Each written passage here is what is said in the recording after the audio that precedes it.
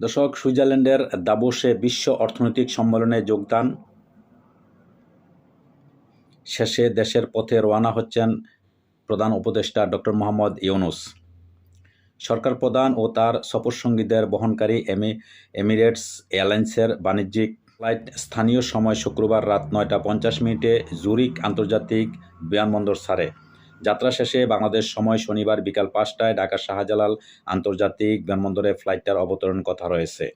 প্রধান উপদেষ্টার প্রেস সচিব আবুল কালাম আজাদ মজুমদারের বরাতে এই তথ্য জানানো হয় রাষ্ট্রীয় সংবাদ মাধ্যম। 4 দিনের সফরে মোহাম্মদ ইউনূস মোট 47টি ইভেন্টে যোগ দেন। তিনি 4 জন রাষ্ট্র বা সরকার প্রধান, মন্ত্রী পর্যায়ের 4 জন প্রতিনিধি, জাতিসংঘের বিভিন্ন সংস্থার 10 জন শীর্ষ কর্মকর্তা বা নির্বাহী, বৈশ্বিক শীর্ষস্থানীয় 10 কোম্পানির প্রধান নির্বাহী এবং বিশ্ব অর্থনৈতিক ফোরাম আয়োজিত 9টি প্রোগ্রাম, 8টি মিডিয়া এঙ্গেজমেন্ট এবং আরও 2টি অন্যান্য অনুষ্ঠানে অংশ নেন। বিশ্ব অর্থনৈতিক সম্মেলনে যোগ দিতে গত 21শে জানুয়ারি ঢাকা ত্যাগ করেন প্রধান উপদেষ্টা।